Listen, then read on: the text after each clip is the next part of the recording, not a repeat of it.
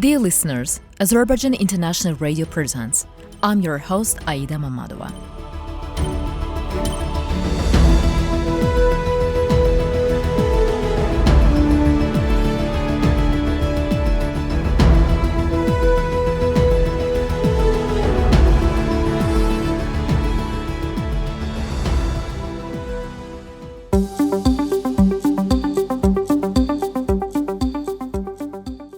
The new era of Jabrayil, freed from occupation.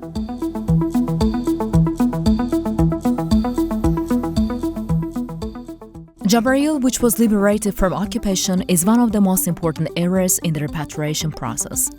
This region, which was occupied in 1993, has been subjected to devastation for many years, with almost all of its infrastructure completely destroyed.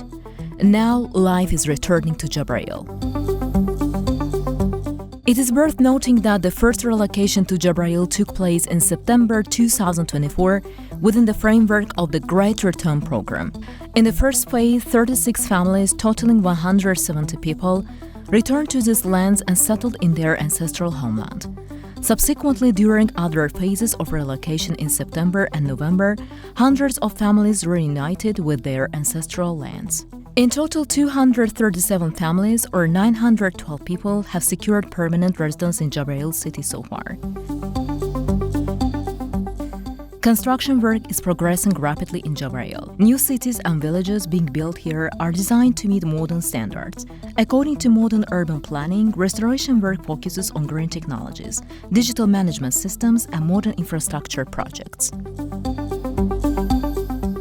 Regarding Jabrayil's new phase, Member of Parliament Ceyhun Mehmedov stated in an interview with international radio. Today, like all of our liberated regions, Jabrayil is being rebuilt and restored. Rapid construction and restoration works are taking place here. We are witnessing the implementation of road construction at the highest level, the provision of electricity at the highest standards, and the large-scale construction and restoration works in the Araz Valley Economic Zone. We can confidently say that these works are being carried out at the highest level. Today, our state is implementing all measures in the fastest possible manner for the return of Jabrayil's people to their homeland. Under the leadership of Mr. President, the state is carrying out these works at the highest level and with the most professional approach. Already 30 buildings have been constructed in Jabrayil. Relocations are continuously taking place. The villages of Şikirbeyli, Haravli, and others are being built and reconstructed at a high level.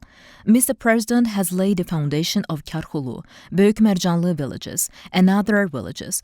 All of this shows that our state is taking all necessary steps, and today, all efforts for the great return are being carried out at the highest level by our government.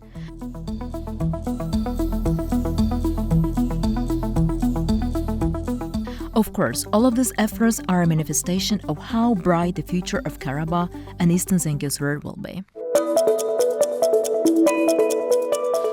Parliamentarism, traditions and perspectives. The role of parliaments in the political life of countries is undeniable. By performing the functions of legislative power, they actively participate in the governance of the state.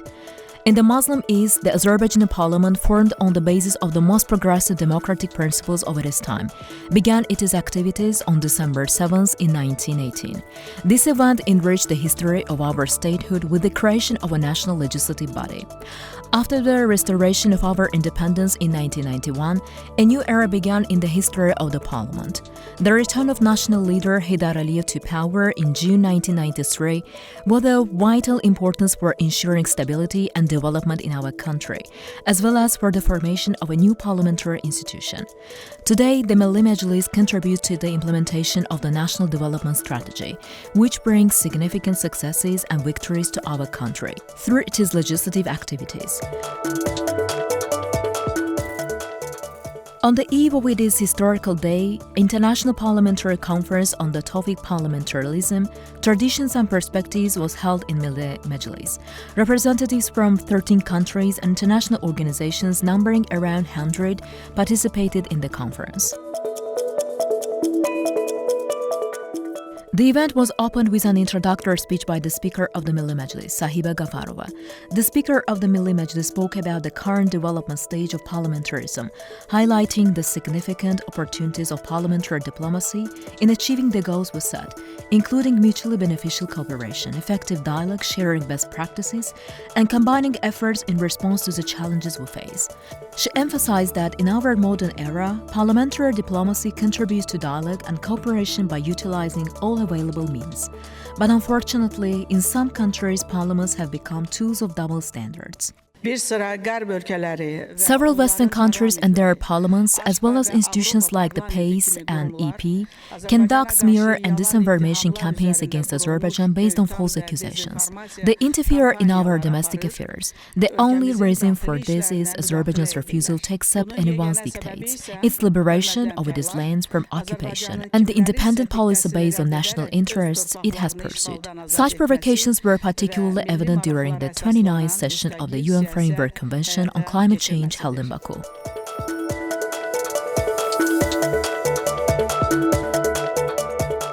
Following this, the chairman of the Foreign Relations Committee of the Grand National Assembly of Turkey, Fuat Oktay, spoke, noting that the Azerbaijani parliament conducts its activities based on democratic principles.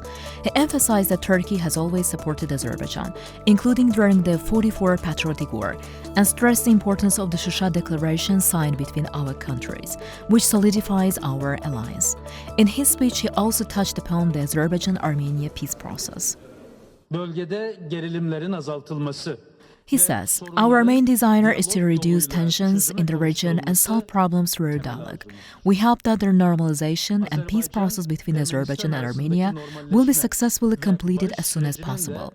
The opportunity created with the victory in Karabakh is also a chance to ensure permanent peace, stability, and development in the South Caucasus.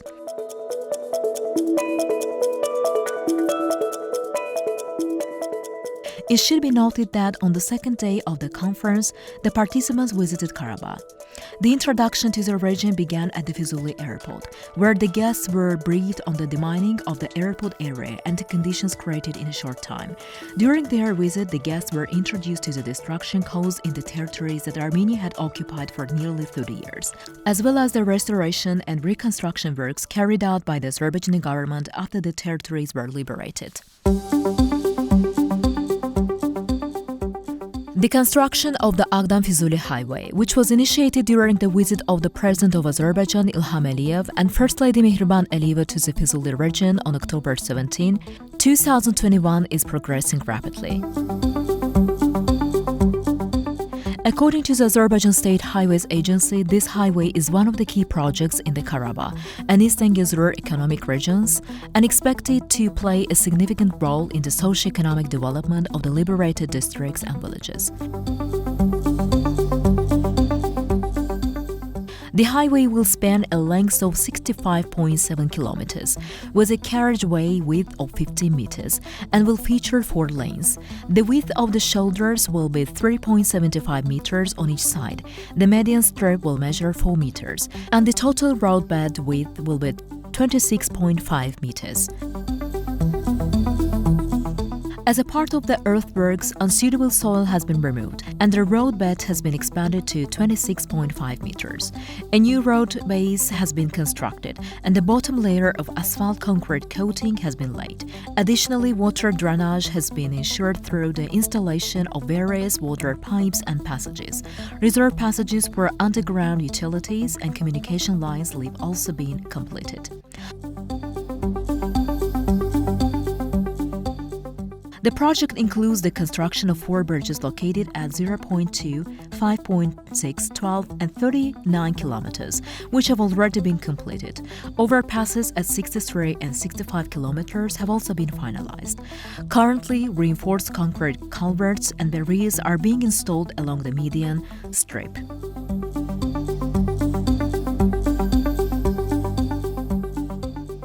Overall, 82% of the construction work has been completed. The project adheres to the construction norms and rules and is progressing according to the schedule, with sufficient resources and personnel deployed to ensure timely completion.